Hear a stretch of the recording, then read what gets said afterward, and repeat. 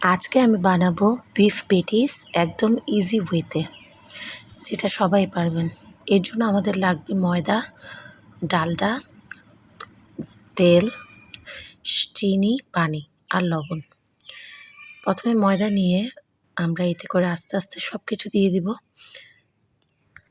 প্রথমে দিয়ে দিলাম লবণ, তারপরে তেল, তারপরে দিয়ে দিব আমরা সামান্য চিনি এবং ময়দাটাকে ভালো মতো মেখে নিতে হবে। মাখানো শেষ হয়ে গেলে তারপর আমরা এটাতে নর্মাল পানি দিয়ে একটা ডো তৈরি করব। ডোটা বেশি নরম হওয়া যাবে না, সামান্য শক্ত থাকতে হবে, কারণ রেস্টের পর এটা খানিকটা নরম হয়ে যাবে। এবার এই ডোটাকে আমরা প্রায় 5 মিনিট ধরে ময়ান করে নিব, যাতে ডোটা সফট হয়। তারপর ডোটাকে আমরা রেস্টে রেখে 10 মিনিটের জন্য ডালডাটাকে সবজি কাটার মেশিনের সাহায্যে কুচি কুচি করে নিব, যাতে করে এটা মেখে নিতে ইজি হয়। দেখুন, আমরা এটাকে 2 ভাগ করে 4 কোনা শেপের করে নিচ্ছি।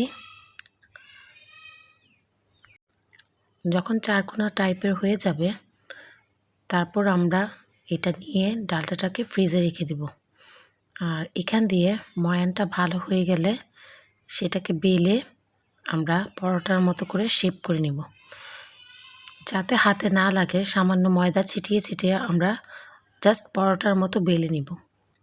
পরোটার মতো বেলা হয়ে গেলে আমরা এটাতে ডালটা যে স্কোয়ার শেপ করে রেখেছিলাম সেটাকে দিয়ে ভালোভাবে এটা বন্ধ করে দেব। যেভাবে পরোটা বানাই ঠিক সেইভাবে। এই দেখুন, প্রথমে আমরা ভাঁজটা দিয়ে দিলাম।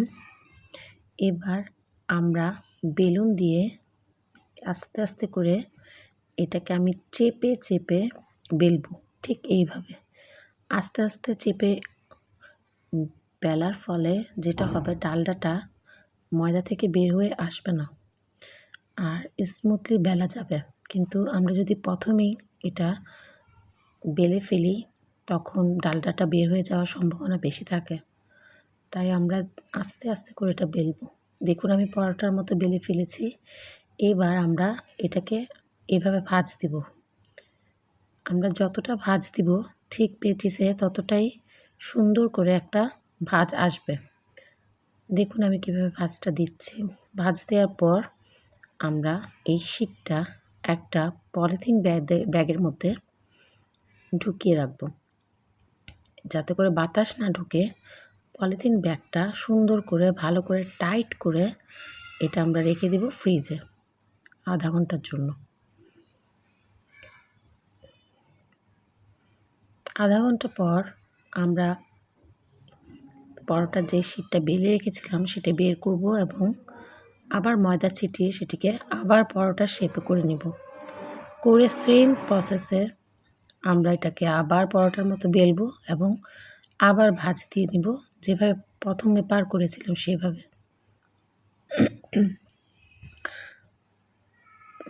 দেখুন আমরা কিভাবে ভাঁজটা করছি, আবারও সেমভাবে করব।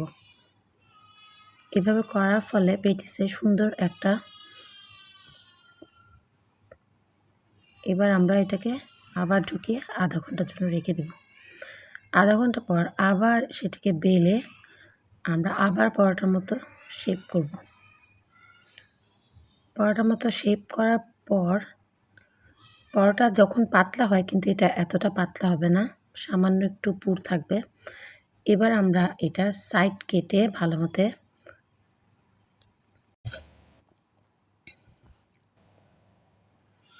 সাইডগুলো কেটে, অনেকে মাপ দিয়ে কাটে, কিন্তু আমি মাপ দিব না, আমি জাস্ট আমার মতো করে আমি কাটছি। আপনারা চাইলে এই সাইডগুলো আবার বেক করে খেতে পারেন চায়ের সাথে।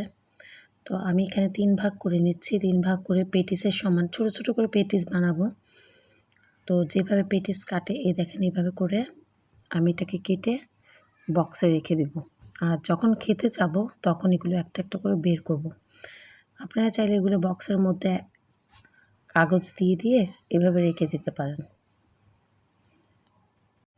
দেখুন আমি কিভাবে কাটছি, এভাবে কেটে কেটে কাগজের মধ্যে রেখে দিবেন।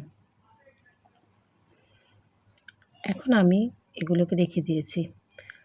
এটা আমি গতকালকে করেছিলাম আর আজকে আমি পেটিসগুলো বানাবো। ফ্রিজ থেকে 10 মিনিট আগে বের করে রেখেছিলাম যাতে এটা সফট হয়। এবার আপনারা চাইলে যে কোনো কিমা দিতে পারেন। আমি এখানে বিফ কিমা দিয়েছি। পেঁয়াজ দিয়ে জাস্ট সব রকমের মশলা দিয়ে এটাকে আমি ভেজে নিয়েছি। আপনারা চাইলে বিফ দিতে পারেন, তারপর চিকেন দিতে পারেন, ভেজিটেবল দিতে পারেন, আলু দিতে পারেন। আপনাদের ইচ্ছা আপনারা কী স্টাফ দিবেন। তো আমি এখানে বিফ দিয়ে পেটিসটাকে বন্ধ করে দিচ্ছি। পুরোটা বন্ধ করবেন না, জাস্ট বন্ধ করে তারপরে কাঁটা চামচ দিয়ে একটা সিল করে দিবেন। তারপরে উপরে ডিমের কুসুম ব্রাশ করে দিবেন আর সামান্য তিল ছড়িয়ে দিবেন। পেটিসের চারপাশে যাতে ডিমের প্রলেপটা না পড়ে, তাহলে পেটিসটা ফুলে উঠবে না। তারপরে 180 ডিগ্রিতে আমি 30 মিনিট বেক করে নিয়েছি। বাস, আমার পেটিস রেডি।